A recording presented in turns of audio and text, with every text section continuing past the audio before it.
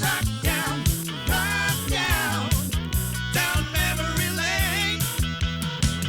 Rock down, see those guys again.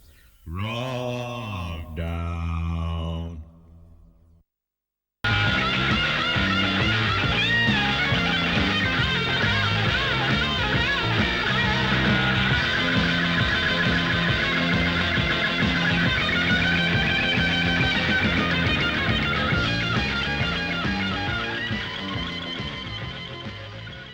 Hi, welcome to Wrokdown. I'm Wendy Stapleton.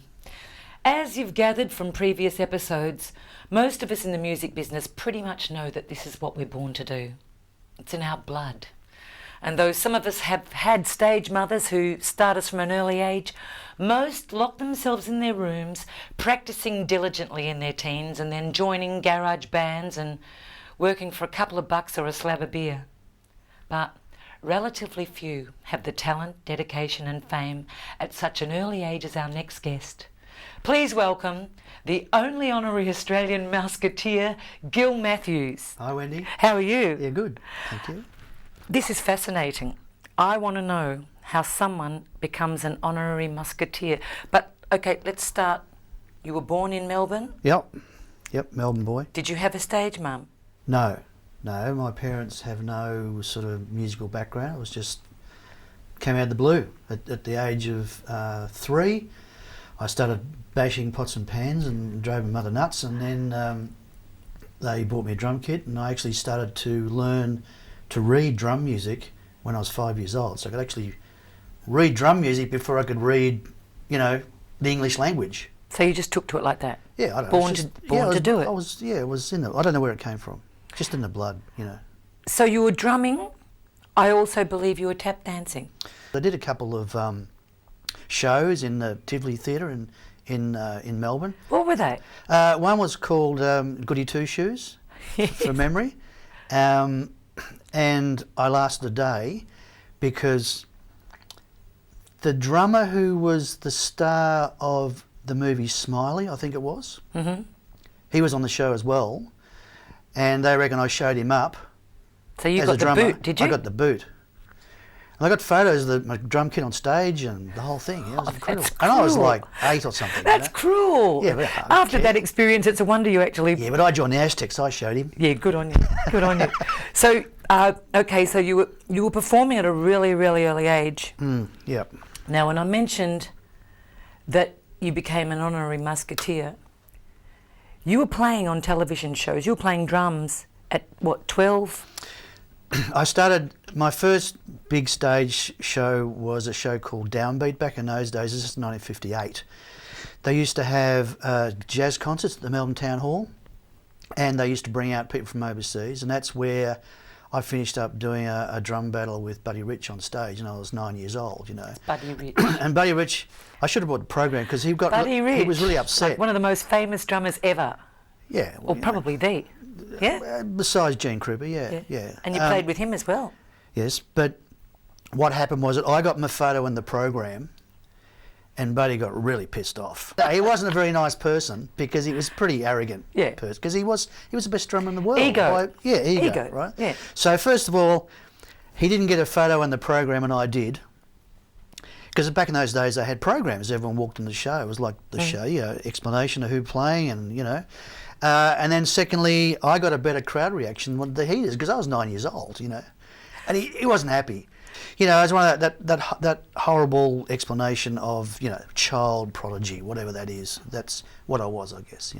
So how did you get the tour in America? Okay, what happened was that when the Olympic Games were on in Melbourne, back in those days there wasn't a lot of accommodation for the overseas journalists, and people were like putting people up in their homes, journalists from overseas. We just happened to get this guy who owned 13 TV stations in America. And he came along to the concerts and, the Buddy Rich thing and all that sort of business as well. And he came back a few times later on. So he organised 6 months tour of America for me, which was a tour with Buddy Rich and Gene Krupa. And then I finished up doing the Mickey Mouse Club. And became The only Australian. Well, yeah. I mean, I stayed at Cubby O'Brien's house, and I got to meet them all. I used to have their schooling in a caravan out the back. But it's really funny. I don't remember a lot about that sort of stuff. It didn't mean that much to me. What meant a lot to me was actually going on the soundstage set of Zorro and meeting Guy Williams and playing with his sword. Now that's you're serious. A kid. People forget that you're a kid. That is serious. Yeah. And also going to the set of Voyage to the Bottom of the Sea and meeting Kirk Douglas and Peter Lorre and James Mason. I mean, that's serious stuff. Did you meet Walt Disney? Yeah, he met me at the gates of Disneyland, which was 3 years old at that stage, with a 3-day pass. I mean, I was really lucky because I met a lot of people. I met Nat King Cole, I met Louis Armstrong, Mel Torme wanted to take me back to America to do some tours, but everyone thought, well, maybe it's Jamie Redfern, Liberace all over again. We won't let the kid go. You've come back to Australia.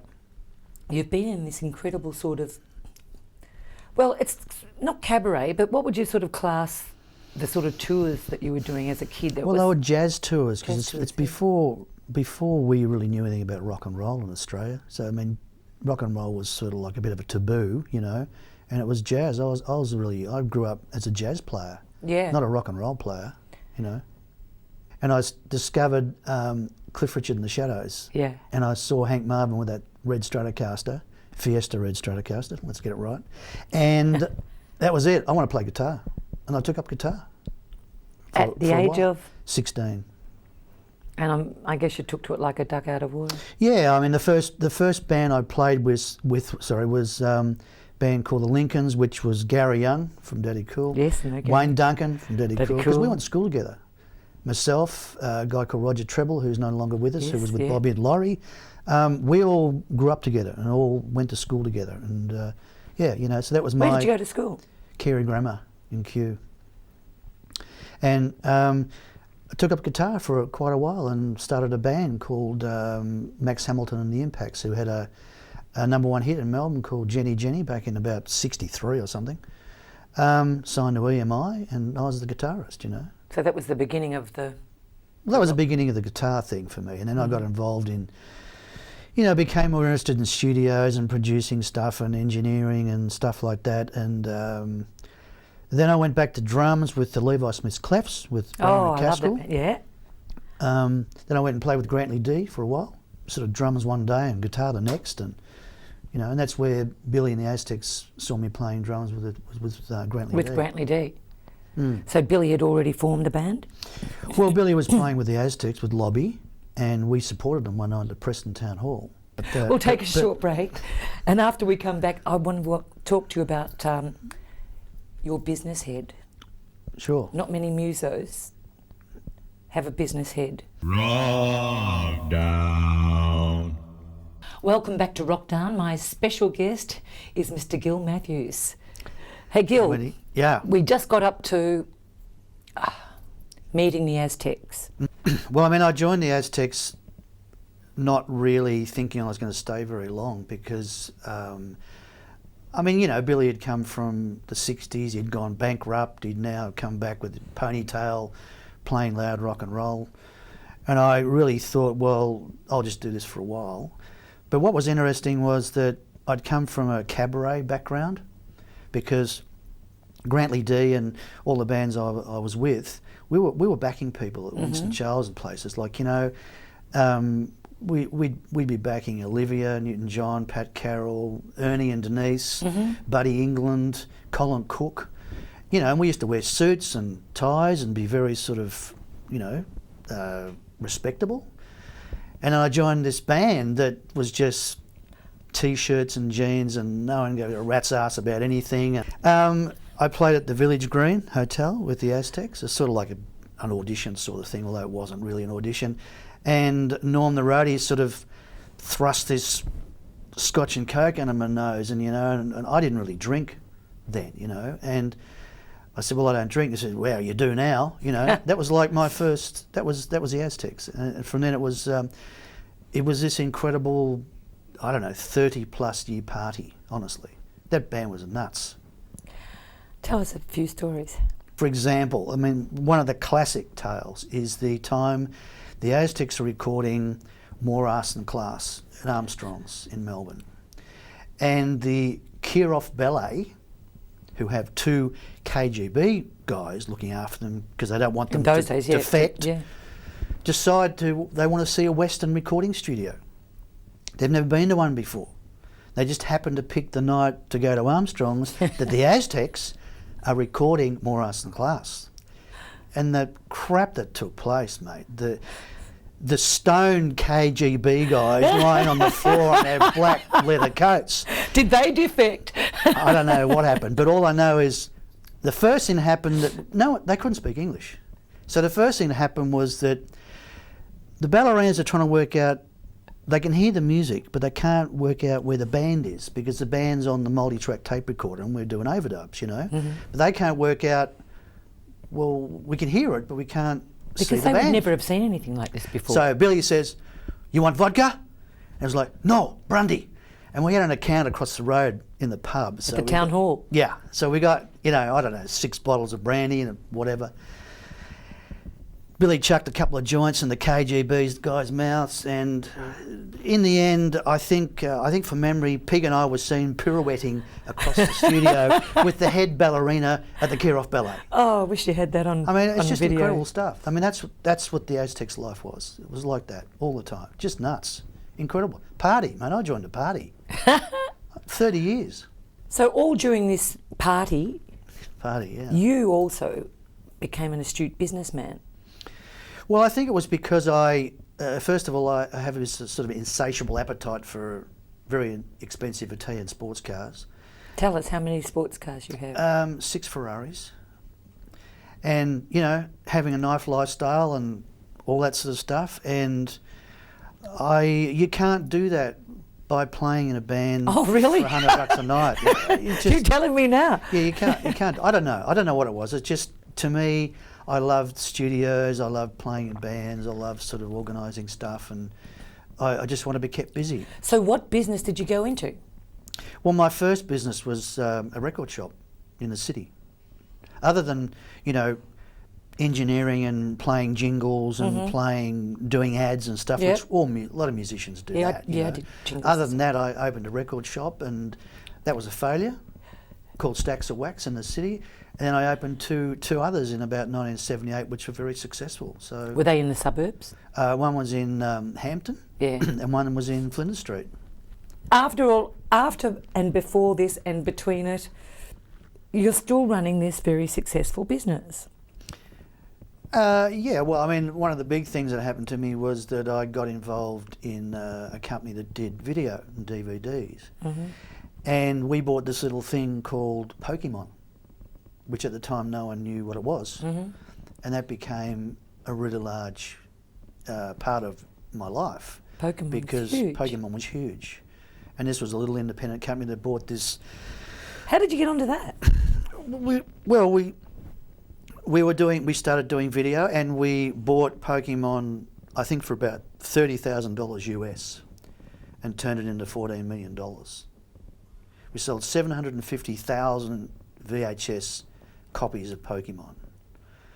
That's one of those things you hear about people doing, but you never actually meet them. You never actually meet them. Yeah. Well, now you've met one of them, because that actually happened, and that wasn't planned. That was just one of those great weird things that happen. And recently, my other company, which is called Aztec International Entertainment, which is a DVD company, we bought the rights of a thing on SBS called Inspector Rex. Now, Inspector Rex is a subtitled DVD. It's in German language. We put out a box set at $60 retail, which isn't cheap, and it's sold 100,000 units. And I'm thinking, how many people out there want to watch this thing with a dog, with subtitles, not in English? We'll take a short break and be back soon. Thank you.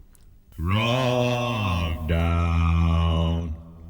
Welcome back to Wrokdown, our special guest, Mr. Gil Matthews. Gil, we're just speaking about your business ventures away from music. When I say away from music, Inspector Rex and some little things, Pokemon, and all of these amazing things that you bought into, and became surprise successes here in Australia. Mm-hmm. But also, you now have a company called Aztec Music. Yes. And you are remastering lots and lots of. Well, I'll let you explain. But I actually just saw this sitting there on the desk, and this was the Sunbury Rock Festival, the first one. Yeah, 1972. Yeah. Put your hands up if you were there. A very important rock festival, really, I in was Australia's there. history. You know. I don't think I was supposed to be there. But How I old were was you there. there? How old were you? 16. No, I don't know if you Doesn't were meant matter. to be there. No, They who let us cares? in. They let us in. Oh, I remember you. Do you? The only one with her clothes on. Do you remember? Oh, that's all right. We Sorry. won't talk about No, what happened. Not me.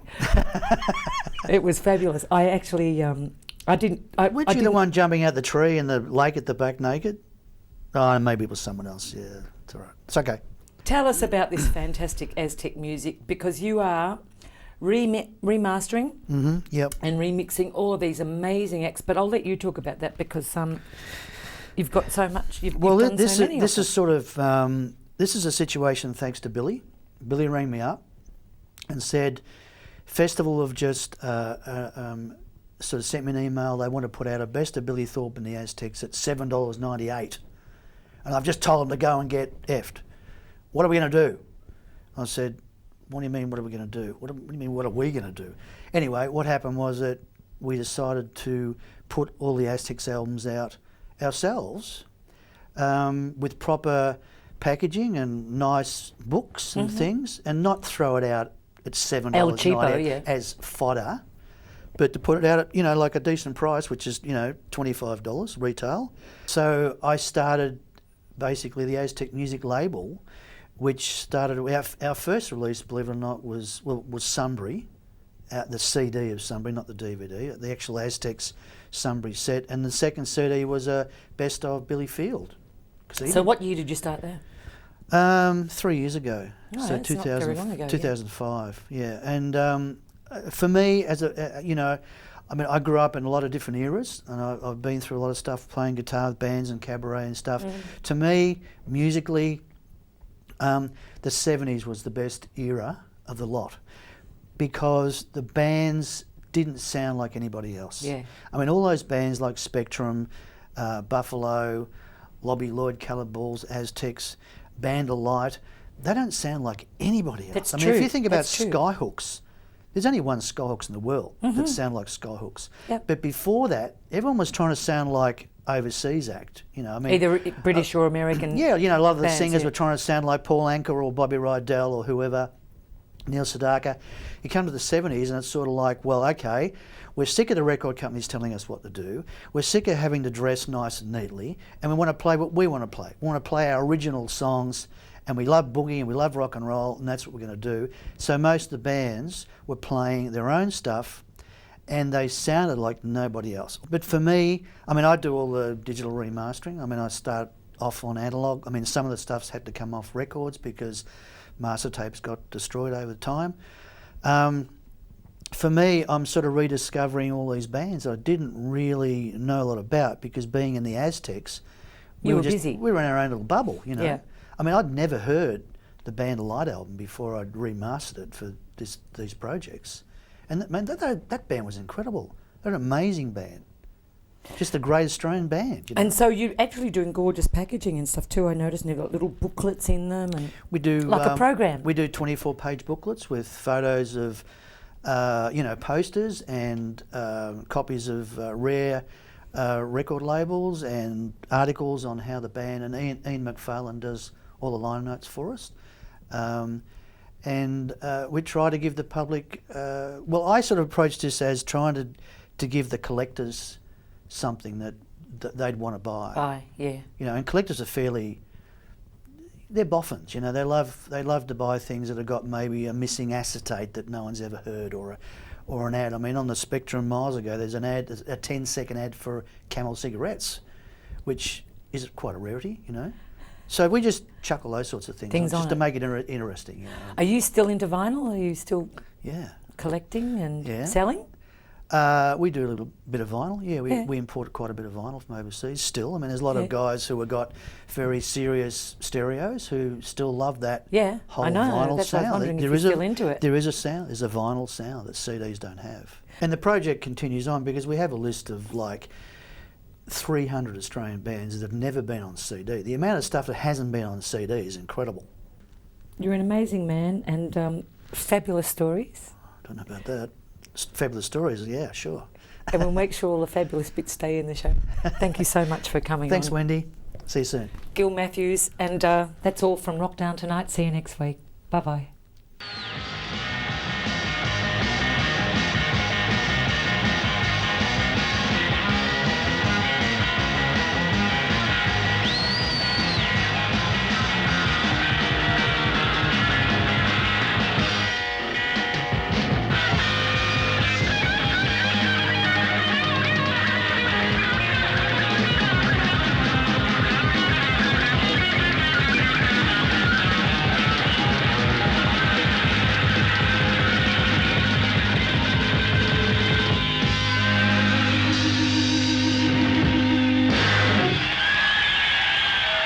Thank you. Thank you very much. Thank you.